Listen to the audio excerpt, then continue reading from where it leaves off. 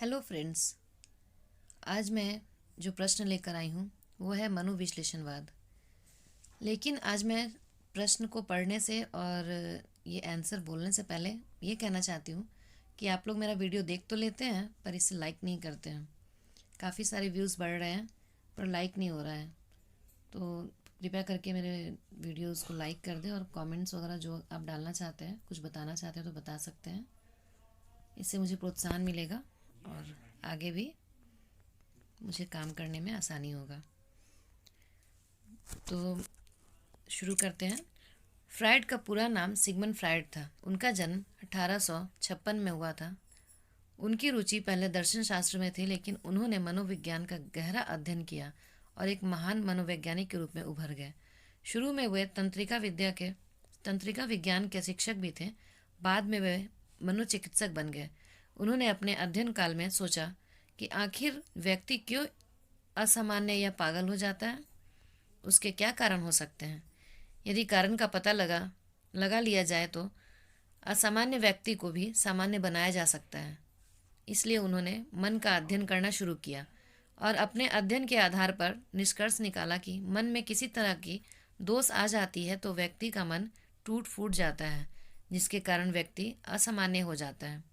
उसी असमानता को दूर करने के लिए फ्रायड ने एक महत्वपूर्ण चिकित्सा विधि को अपनाया, जिसे मनोविश्लेषण कहते हैं। इसी मनोविश्लेषण के आधार पर मनोविश्लेषणात्मक सिद्धांत कहा गया है। यहाँ तक मैंने ये इंट्रोडक्शन दिया है कि मनोविश्लेषणात्मक सिद्धांत है क्या और वो किस तरह से आया, कौन लेकर आया। आगे देखिए। फ्रायड के सिद्धांत के एडलर, यूंग आदि समर्थक रहे हैं। फ्रायड के सिद्धांत का प्रयोग डॉक्टर नगेंद्र ने छायावाद के विश्लेषण में विशेष रूप से किया। फ्रायड से प्रभावित होने पर भी डॉक्टर नगेंद्र को फ्रायड ने अवचेतन मन का अन्वेषण कर मानव मनोविश्लेषण के लिए अपार क्षेत्र खोल दिया। रहस्यपरक अनेक मानवीय समस्याएं बुद्धि एवं तर्क से प्रकाश में आई। अध्यात्मक दर्शन, समाजशास्त्र, इतिहास, साहित्य और कला के मौलिक उद्घाटन में फ्रायड के सिद्धांतों ने क्रांतिकारी भूमिका का निर्वाह किया। कहने का मतलब कि जो फ्रायड का सिद्धांत था वो हर क्षेत्र में एक क्रांतिकारी भूमिका का निर्वाह किया। और ये क्षेत्र क्या थे? आध्यात्मिक दर्शन, समाजशास्त्र, इतिहास, साहित्य और कला। डॉक्टर नगेंद्र ने फ्रायड और हिंदी साहित्य शीर्षक में साफ कहा है कि काम को मूलभूत वृत्ति मानते हुए उन्होंने मानव के रागात्मक संबंधों का अत्यंत सूक्ष्म, गहन और किन्हीं अंशों में सर्वथा सटीक आख्यान प्रस्तुत किया। इससे अनेक भ्रांतियों तथा किंवदंतियों का विघटन हुआ और जीवन में बौद्धिक मूल्यों की प्रतिष्ठा में सहायता मिली। डॉक्टर नागेंद्र का मत है कि सृजन और आलोचना दोनों में फ्रायड का अवचेतन सिद्धांत वरदान सिद्ध हुआ है। अब हम यहाँ पे देखेंगे कि चेतन और अवचेतन सिद्धांत क्या है। अवचेतन सिद्धांत का हिंदी आलोचना में काफ़ी गहरा प्रभाव है। हिंदी रचनाकार और आलोचक कर्म के चिंतन की गहराई आई और सूक्ष्मता तथा प्रखरता से मानस विश्लेषण होने लगा। अज्ञे ने शेखर एक जीवनी तथा नदी के द्वीप में तथा कहानियों, कविताओं में व्यापक स्तर पर मनोविश्लेषणात्मक दृष्टि को अपनाया। उनका आलोचना कर्म भी फ्रायड, एडलर, यूंग से प्रभावित आंदोलन हुआ। हमारी जिंदगी अधूरी इच्छाओं से नियंत्रित और सक्रिय रहती है, निष्क्रिय नहीं होती। अगर निष्क्रिय होगी तो वे सब खत्म हो जाएगा। यह दीप अकेला स्नेह भरा है, गर्व बड़ा मदमाता पर, इसको भी पंक्ति को दे दो। अज्ञे जी ने यह दीप कविता में कवि रूपी दीप को अकेला बताया है। इस कविता पर मनोविश्लेषणवाद का प्रभाव दिखाई पड़ता है। व्यक्ति को समाज की ज़रूरत है। हम नदी के द्वीप हैं, हम नहीं करते हैं हमको छोड़कर स्रोत स्विनी बह जाए। वह हमें आकार देती है, हमारे कोन गलियां अंतरिप उभार, सैकत कूल सब गोलाइयाँ उसकी गढ़ी है। नदी के द्वीप कविता में अज्ञे जी ने मनुष्य की तुलना द्वीप से की है। यह नदी को समाज स्वरूप माना है। अगर समाज स्वरूप नदी मनुष्य को छोड़कर बह जाए तो द्वीप स्वरूप मनुष्य को कौन तरासेगा। तार सप्तक के कवि वक्तव्य में ज्ञान अज्ञे ने साफ कहा है कि आज के मनुष्य का मन यौन परिकल्पनाओं से लदा हुआ है। अज्ञे के साथ ही ईला चंद्र जोशी तथा जैनेन्द्र कुमार मनोविश्लेषण की ओर पूरी तरह झुक गए।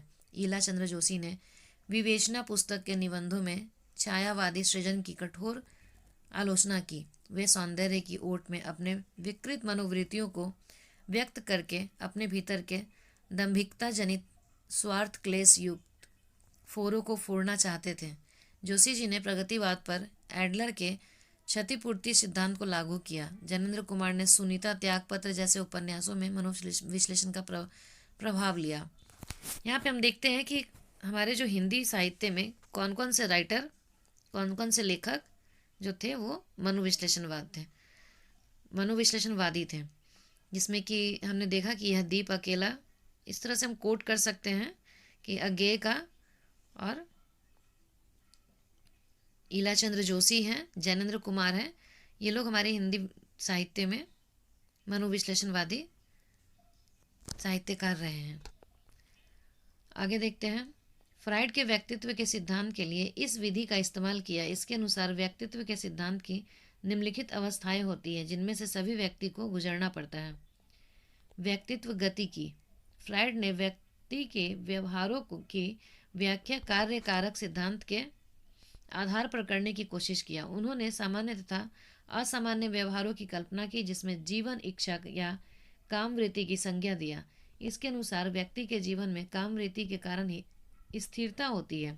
फ्राइड ने इसे सेक्स माना। जैसे जब दो शरीर आपस में मिलते हैं तो एक तरह का आनंद प्राप्त होता है। इसी आनंद को उन्होंने जीवन इच्छा या काम वृत्ति कहा है। उनका विचार यह था कि ऐसी क्रिया सिर्फ युवा या युवती में नहीं पाई जाती है जो क्रियाएं विवाहवाद होती है, बल्कि उनका विश्वास था कि लैंगिक क्रियाएं जन्म के बाद से ही शुरू हो जाती है। बच्चे अपने होठ के द्वारा लैंगिक आनंद प्राप्त करते हैं। जैसे बच्चे जब माँ का दूध पीते हैं तो उनका हाथ माँ के दूसरे दूध पर रहता है। यही कारण है कि आगे चलकर मातृ प्रेम ग्रंथि तथा पितृ प्रेम ग्रंथि का विकास होता है। फ्राइड द्वारा प्रतिपादन मूलतः मूल वृत्तियाँ जिजीविषा और मुमूर्षा। इसमें देखेंगे कि क्या क्या है। जिजीविषा में क्या होता है? जीवन मूल वृत्तियाँ होता है ये, और ये प्रेम से संबंधित होता है और आत्म संरक्षण के लिए होता है। और जो मुमूर्षा होता है ये मृत्यु की मूल प्रवृत्ति होती है। ये काम संतुष्टि के द्वारा होता है। इन मूल प्रवृत्तियों के आधार पर इन्होंने मानव के 3 प्रकार की भावनात्मक ग्रंथियों की खोज की। ऑडिप्स, बालक में, लड़कों में ऑडिप्स ग्रंथि के होने के कारण वे अपनी माता से अधिक प्यार करता है। इलेक्ट्रा, बालिका में, लड़कियों में इलेक्ट्रा ग्रंथि होने के कारण वे अपने पिता से अधिक प्यार करती हैं। नार्सिज्म, बालक बालिका दोनों में, स्वमोह, अपने से प्यार करने वाला या अपने से मोह रखने वाला। ये 3 तरह की ग्रंथियों की बात की गई है। एक होता है ऑडिप्स जो बालक में होता है, दूसरा होता है इलेक्ट्रा जो बालिका में होता है, और तीसरा है नार्सिज्म जो बालक और बालिका दोनों में होता है। अगर ऑडिप्स की ग्रंथि अगर बच्चे में होगा, और ये मोस्टली ज़्यादातर और होता ही है बालकों में, जो बॉय चाइल्ड है उनमें होता है।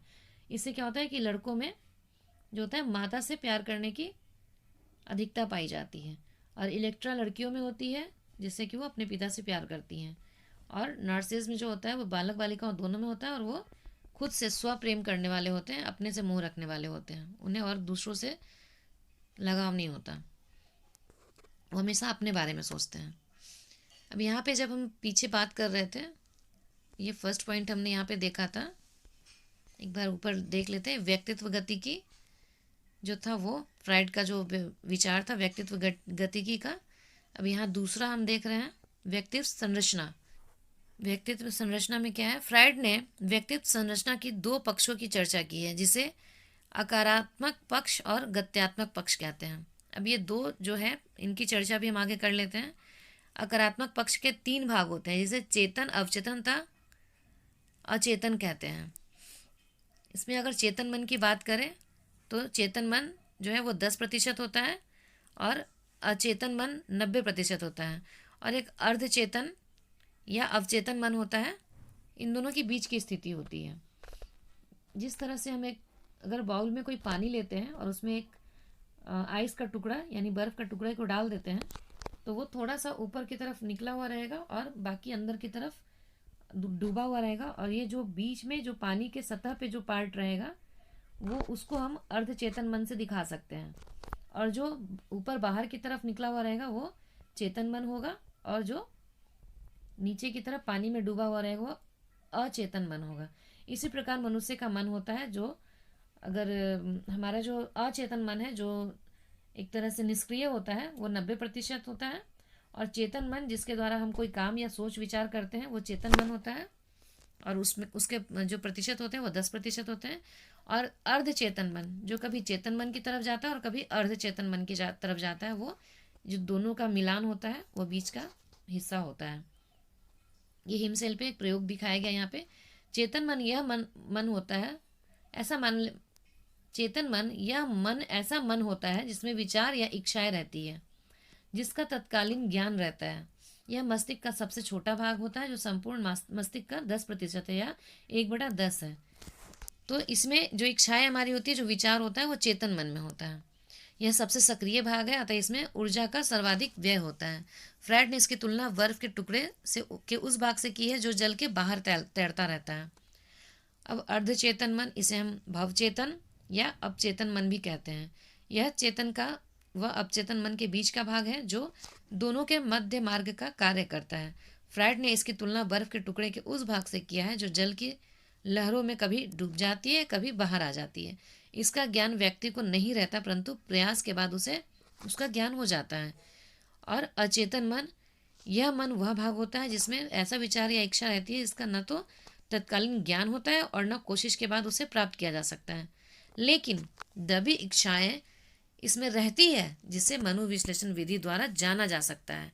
यह मन मस्तिष्क का सबसे बड़ा भाग है जो संपूर्ण मस्तिष्क का 90% भाग का या 9/10 भाग है।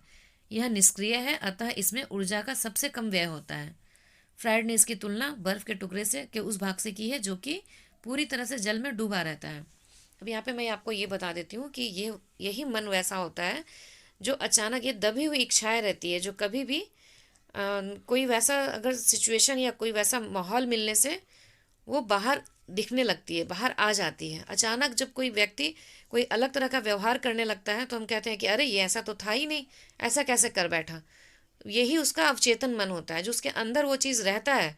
जैसे ही उसको कोई वैसा माहौल मिलता है या वैसा कोई सोच मिलता है या वैसा कोई व्यवहार मिलता है तो वो अंदर से वो बाहर को दिखने लगता है।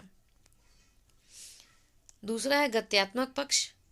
यह 3 प्रकार का होता है: ईड, ईगो, सुपर ईगो। इसको हिंदी में इदम, अहम और परम अहम कहा जाता है। तो जो ईड होता है ये सुखवादी सिद्धांत, अनैतिक व अपराधी इच्छाओं का भंडार होता है। ईड का संबंध अचेतन मन से है। यह अवस्था व्यक्ति को कुसमायोजित कर सकती है। ये अचेतन मन होता है ईड। और ईगो जो होता है वो वास्तविक सिद्धांत व्यक्ति का कार्यपालक है। ईड व सुपर ईगो के बीच संतुलन का कार्य, संयोजन की अवस्था, इसका संबंध चेतन मन से है। और सुपर ईगो जो है वो आदर्शवादी सिद्धांत, आध्यात्मिकता की ओर रुझान, नैतिक व आदर्शवादी विचार, आदर्श की अधिकता व्यक्ति को कुसमायोजित कर सकती है। तो इस तरह से हम देखते हैं कि जो ईड है उसमें जो व्यक्ति होता है उसकी जो आपराधिक या अनैतिक में होती है, और ईगो में दोनों के बीच संतुलन होता है। और सुपर ईगो जो होता है वो आदर्शवादी लोगों में होता है, वो नैतिकता का बोधक होता है। ईड की प्रवृत्ति बच्चों में ही पाई जाती है। बच्चा हर समय सुख ही सुख चाहता है, उसे किसी का गम नहीं होता। बच्चे के हाथ में जब कोई वस्तु दे दी जाती है तो वह खाने की वस्तु समझकर मुंह में रख लेता है। जिस प्रकार माँ के दूध से उसे आनंद प्राप्त होता है, ठीक उसी प्रकार कोई वस्तु को मुंह में लेने से उसे आनंद प्राप्त होता है। अहम का संबंध वास्तविकता से होता है। बच्चे के अंदर यह भावना पनपने लगती है कि कौन सी वस्तु खाने की है और कौन सी वस्तु खाने की नहीं है।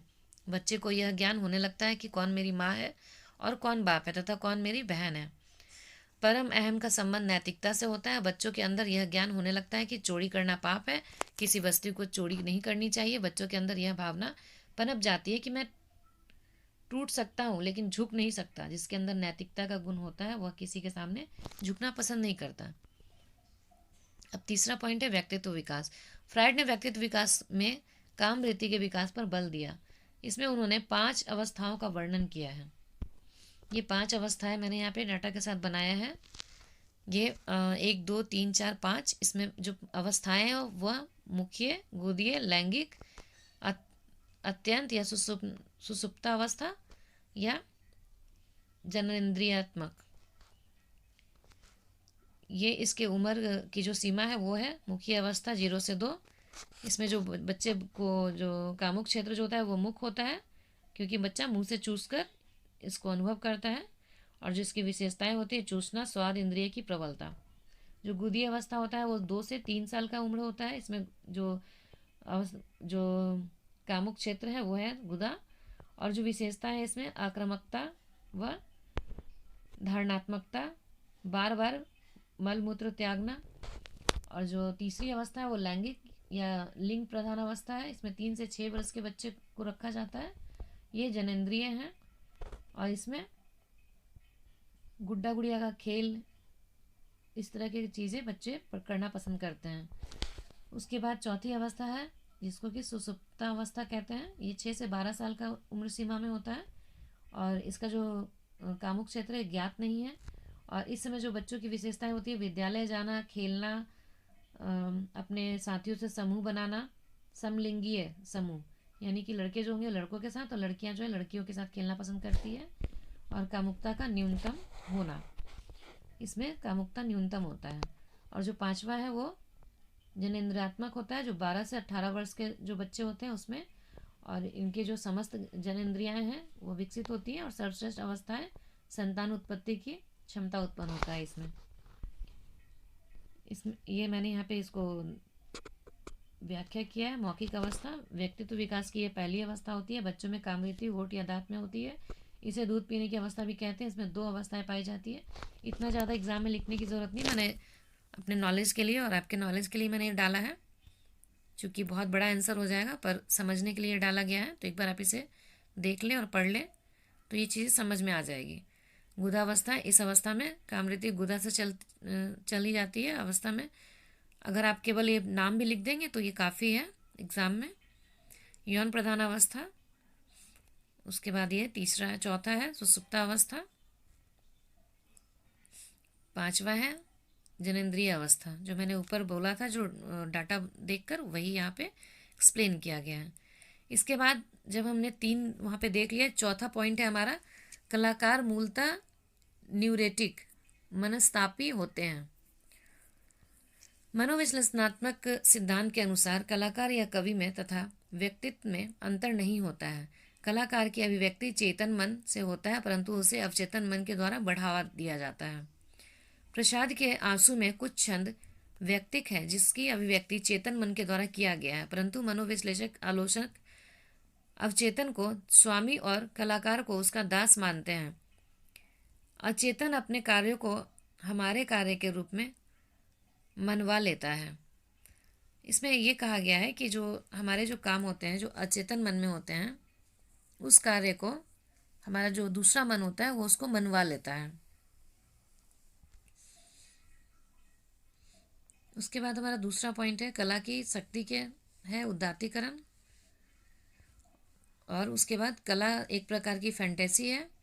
तो इसमें हम थोड़ा थोड़ा एक एक लाइन हम लिख सकते हैं कि कला की शक्ति उदात्तीकरण है। जो हम जैसे हमने उदात्त की बात करते हैं, जो मतलब उच्च कोटि का जो कला होता है वो होता है। और इसमें फिर दूसरा छठा पॉइंट हम लिखेंगे कि कला एक प्रकार की फैंटेसी है, क्योंकि हम देखते हैं कि जो मनोविश्लेषणवादी है वो फैंटेसी की दुनिया में चीज़ें लिखते हैं, एक सोच एक तरह का तैयार कर लेते हैं और उसी को लिखते हैं। स्वप्न और कला में भीतरी भेद नहीं है। जो मनोविश्लेषणवादी जो लोग होते हैं वो जो मन की बात सोचते हैं, स्वप्न देखते हैं और उसी को कला के रूप में प्रस्तुत करते हैं, तो इन दोनों में भेद नहीं बताया गया है। कला में प्रयुक्त बिंबो प्रतीकों के विवेचन में मनोविश्लेषण की प्रासंगिकता है। यहाँ पे प्रासंगिकता की बात करते हैं कि मनोविश्लेषण में जो है वो कला में प्रयुक्त बिंबों और प्रतीकों, इसमें जो चीज़ भी हम लिखते हैं जो कला में प्रयुक्त करते हैं वो बिंब की तरह और प्रतीक की तरह होता है, वो सोच की तरह होता है, विचार की तरह होता है। उसे हम उसी तरह उतार देते हैं अपनी सोच को कि ताकि वो प्रतीक बन जाए, उसका बिंब उभर कर आ जाए कि हमने क्या लिखा, क्या सोचा, और वो उसी तरह से हमें दिखाई दे। काव्य बिंबों और सामूहिक अवचेतन में से मिथकों का सृजन कार्य संपन्न होता है। जो 9 पॉइंट है वो इसमें क्या होता है कि काव्य बिंबों और सामूहिक अवचेतन से मिथकों का सृजन कार्य संपन्न होता है। जो हमारा अवचेतन मन होता है उसमें जो हम सोचते हैं उसका हम सृजन करते हैं। जैसे एक सपने की तरह अगर हम कोई चीज़ सोचते हैं, उसका वास्तविकता से कोई सरोकार हो या ना हो, हम उसको ही सृजन के रूप में अपने कार्य को संपन्न करते हैं। मनोविश्लेषणात्मक सिद्धांत के कई गुण और विशेषताएं हैं जो फ्राइड ने बताया है। तो हम यहाँ पे पॉइंट में देख लेते हैं जल्दी जल्दी। फ्राइड ने बताया कि मानव व्यवहारों की उत्पत्ति प्रेरणा एवं संघर्षों का प्रभाव पड़ता है। दूसरी विशेषता यह बताया कि बचपन के अनुभव का प्रभाव व्यक्तित्व विकास पर पड़ता है। तीसरा पॉइंट उन्होंने बताया कि मानसिक संघर्षों का सिद्धांत मनोरचनाओं द्वारा होता है। चौथा पॉइंट उन्होंने बताया कि मनोविश्लेषण के क्षेत्र में काफ़ी अनुसंधान हुए हैं, पर अनुसंधान के चलते मनोविश्लेषणात्मकता के क्षेत्र में काफ़ी सहायता मिलती है। जो भी मनोविश्लेषण के क्षेत्र में अनुसंधान हुए हैं उसमें बहुत ही सहायता मिली है मनोविश्लेषणात्मक होने की वजह से। आलोचना के बावजूद इसमें कुछ दोष या कमियां भी पाई जाती हैं। पहली आलोचना यह की गई है कि फ्राइड ने व्यक्तित्व विकास का आधार काम वृत्ति को पूर्ण माना, जो सही नहीं होती। दूसरी आलोचना यह की गई है कि सिद्धांत से नैतिकता की कमी पाई जाती है, नैतिक नहीं होता यह। फ्राइड का अध्ययन केवल एक संस्कृति तथा व्यक्तित्व के निर्माण में संस्कृति की भूमिका महत्वपूर्ण होता है, अतः सही संस्कृतियों का अध्ययन करना अनिवार्य है, जो फ्राइड में नहीं है। कहने का मतलब है कि जो फ्राइड थे वो उन्होंने किसी एक संस्कृति को लेकर अपने विचार व्यक्त किए हैं, तो ये हर जगह पर लागू नहीं होता है। चौथी आलोचना की गई कि फ्राइड ने व्यक्तित्व निर्माण में लैंगिक शक्ति या कामवृत्ति को प्रेरणा का शक्ति माना, जिसकी कड़ी आलोचना की गई है। एडलर तथा युंग की बात को नहीं माना।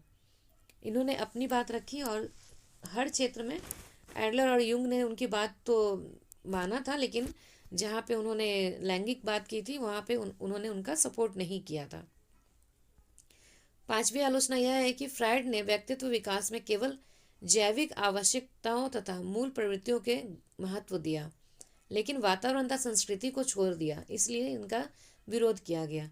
यहाँ पे कहते हैं कि जो जैविक चीज़ें हैं उनको ही उन्होंने महत्व दिया, जो वातावरण है, संस्कृति है, इन चीज़ों को अगर वो लेते तो इतनी बातें बढ़ती नहीं, इतनी बातें नहीं होती, और उसका इन्होंने सब जगह विरोध किया गया। अतः फ्राइड ने मनोविश्लेषणात्मक सिद्धांत की कड़ी आलोचना की गई, लेकिन इस आलोचना के बावजूद इस सिद्धांत को पूर्णतः गलत साबित नहीं किया जा सकता, क्योंकि फ्राइड का सिद्धांत मनोविश्लेषणात्मक के क्षेत्र पर आधारित होता है। फ्राइड ही ऐसे मनोवैज्ञानिक है जिन्होंने अपना महत्वपूर्ण विचार प्रस्तुत किया है। यहाँ पे प्रश्न मैं खत्म कर रही हूँ। ये मैंने युग के बारे में थोड़ा सा लिखा है। युग और एडलर फ्राइड के मनोविश्लेषणवाद के कई बिंदुओं से सहमत थे, परंतु फ्राइड द्वारा सेक्स पर अत्यधिक बल दिए जाने के उन्होंने अस्वीकार कर दिया। इससे अलग अलग समय में वे दोनों भी इससे अलग हो गए। युग ने मनोविश्लेषण में सांस्कृतिक विरासत के दखल पर और एडलर ने सामाजिकता पर बल दिया है। तो इस तरह से हम देखते हैं कि जो फ्राइड थे उन्होंने मनोविश्लेषणवाद के वो जनक थे, और मनोविश्लेषणवाद जो है वो जैसे कहाँ काम आता है, तो ये जैसे अगर कोई क्राइम होता है तो उन जो क्राइम करने वाले होते हैं उनके मन की बात को जानने के लिए अगर हम देखें तो मनोविश्लेषणवाद का इस्तेमाल किया जा सकता है।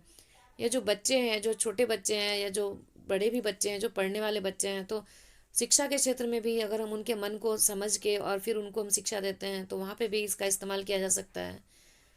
और इस तरह से अगर हम छोटी छोटी जगहों पे, परिवार में, समाज में अगर हम देखें तो मनोविश्लेषणवाद की ज़रूरतों को महसूस किया जा सकता है और समझा जा सकता है। तो यहाँ पे मैं इस वीडियो को ख़त्म करती हूँ और उम्मीद है आपका एग्ज़ाम बहुत अच्छा हो। मेरी शुभकामनाएं। कृपया करके वीडियो को देखें और समझें और इसे लाइक कर दें। धन्यवाद।